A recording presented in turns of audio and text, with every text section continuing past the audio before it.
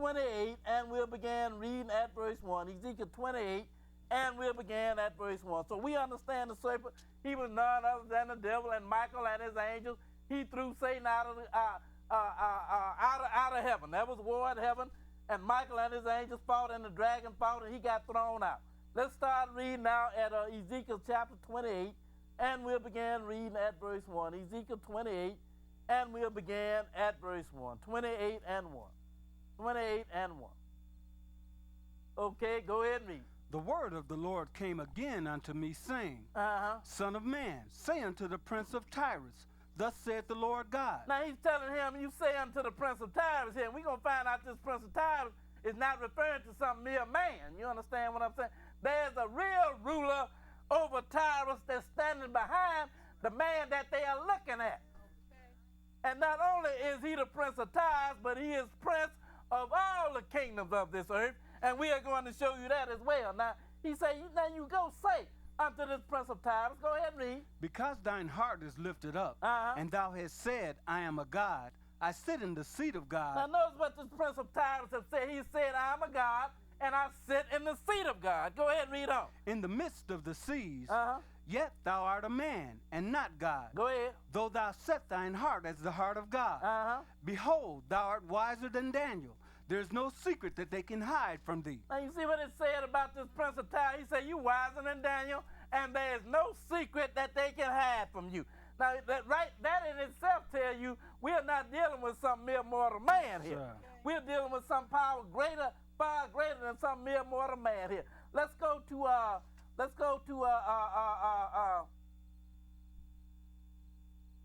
Isaiah chapter 14. And we're going to pick it up at verse 12. Isaiah 14, verse 12. Show you who it is that say he's going to sit in the seat of God. Isaiah chapter 14, and we'll begin reading at verse 12. 14 and 12. 14 and 12. We're going to get back to Ezekiel 28 in a little while. But let's go now to Isaiah chapter 14, and we'll begin reading at verse 12. 14 and 12.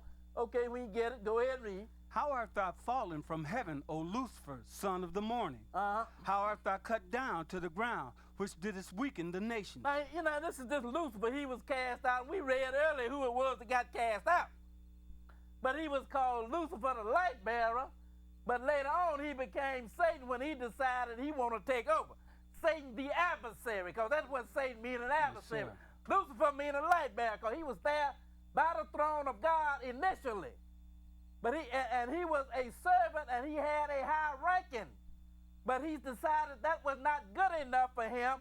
I must elevate myself above the stars of God and be like the Most High. Go ahead and read on. For thou hast said in thine heart, Go ahead. I will ascend into heaven. I will exalt my throne above the stars of God. See what he said in his heart? I will ascend into heaven, and I'm going to exalt my throne above the stars of God. And I'm going to even be like the Most High. You know, you was Lucifer the light bearer, but that ain't good enough for you. Now you got to be like the Most High. Now you are about to become Satan the adversary. Go ahead and read on. I will sit also upon the mount of the congregation in the sides of the north. Go ahead and read. I will ascend above the heights of the clouds. I will be like the Most High. Now he said, I will be like the Most High. That's what the Prince of Tyrus said, isn't it? Sir. But that's why I told you earlier that Prince of Tyrus is dealing with something being far greater than some mere mortal. You understand what I'm telling you? Let's go to Daniel chapter 10 first. Daniel chapter 10, and we'll begin reading at verse 5. We're going to get back to Ezekiel 28 in just a minute. I just want to make it clear, you know, that this Prince of Tyrus, he is not only is he the Prince of Tyrus, he is the Prince of all the kingdoms of this earth. Let's start reading though first at Daniel chapter 10. And we'll begin reading at verse 5. Daniel 10, and we'll begin at verse 5. 10 and 5. 10 and 5. Now this is the angel Gabriel that the Lord sent to Daniel to tell him what is going on. But there's a being there that tried to stop him, and he is called a prince of Persia here. Start reading at Daniel 10 and begin at verse 5. Go ahead and read. Then I lifted up mine eyes and looked, and behold, a certain man clothed in linen, whose loins were girded with fine gold of Uphaz. His body also was like the beryl, and his face as the appearance of lightning. So that tells you in itself, you're not dealing with some mere mortal here. You understand what I'm saying? You are dealing with a spiritual being here, and this is the angel, and it is the angel Gabriel. You know, because you just look at his description as to how his appearance is, and that tells you that you are dealing with some spiritual being here. Continue reading. And his eyes as lamps of fire, and his arms and his feet like in color to polished brass. Now, you have never seen a being like this. Probably if you had, it'd scare you to death. You understand what I'm telling you?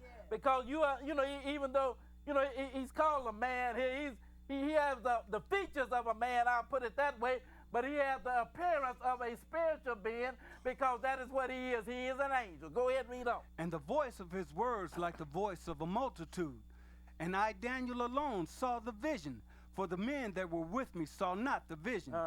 But a great quaking fell upon them, so that they fled to hide themselves. You know, when they heard this voice, they just took off running. You understand? Because this was a scary thing here. You know, kind of like Israel was when the Lord came down and stood on the Mount Sinai. And they told Moses, said, look here, Moses, you go talk to him. We don't want to hear this voice anymore. At least we die. So now, you know, Daniel said, I saw the vision. The men that were with me, they took off running. Go ahead and read on. Verse 8. Go ahead. Therefore I was left alone and saw this great vision. Go ahead. And there remained no strength in me, for my comeliness was turned in me into corruption, and I retained no strength. Now he said when he saw this, it sort of frightened him, and he became weak. This comeliness, and he didn't have any strength. Go ahead and read on. Yet heard I the voice of his words. And when I heard the voice of his words, then was I in a deep sleep on my face, and my face toward the ground. Go ahead. And behold, an hand touched me, which set me up upon my knees and upon the palms of my hands. And he said unto me, O Daniel, a man greatly beloved, understand the words that I speak unto thee, and stand upright. For unto thee am I now sent. And when he had spoken this word unto me, I stood trembling. I told you it scared you to death. Didn't I tell you that? Now here Daniel is truly a man of God. And said when he heard these words, he stood trembling. Go ahead and read on. Verse 12. Go ahead and read. Then said he unto me, Fear not, Daniel. Go ahead. For from the first day that thou didst set thine heart to understand and to chasten thyself before thy God, thy words were heard, and I am come for thy words. In other words, now Daniel, he done chastened himself because he is trying to truly get the Lord's attention here. He said, now from the day that you chastened yourself, your words was heard, and I've come for your word. But after you had chastened yourself, in other words, when you had humbled yourself before me, now your words have been heard. Now I'm come for your words. Go ahead and read on. But the prince of the kingdom of Persia withstood me 120 days. Wait a minute. Now this is the angel Gabriel telling you that the prince of the kingdom of Persia held them up for 3 weeks. Now we know ain't no mere mortal man held up no angel for no 3 weeks. You understand what I'm saying? That's right, but he is called the prince of the kingdom of Persia here. Why is he called the prince of the kingdom of Persia? Because he is the prince that is sitting behind the prince that's calling the shot. He is the one that's dangling him on the string. You understand what I'm saying? Just like the prince of Tyrus. You understand what I'm saying? It's not a mere mortal.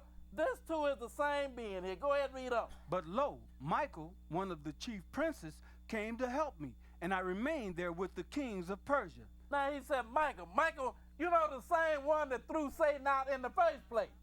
You understand? Now Gabriel, here Gabriel is, he can't do nothing with Satan. For 3 weeks he can't do nothing with him. But here come along Michael, because Michael have a different role than Gabriel had. You know, Gabriel is the messenger, and Michael is the warrior. So now the warrior done came, and Satan got to let him up. Now you understand what I'm saying? Because he done held him up for 21 days. Now you got to let him up, because Michael done showed up now. But he is called here the prince of the kingdom of Persia, isn't it? Yes, now, sir. let's go, and I'm going to show you something. Let's go first to John chapter 12, and we're going to read just one verse, verse 31. Not only is he the prince of Persia, but he is all, and the prince of Tyrus, but he is the prince of all the kingdoms of the world. That is what Jesus called him. This ain't what I'm saying he is. Notice what Jesus said that he is.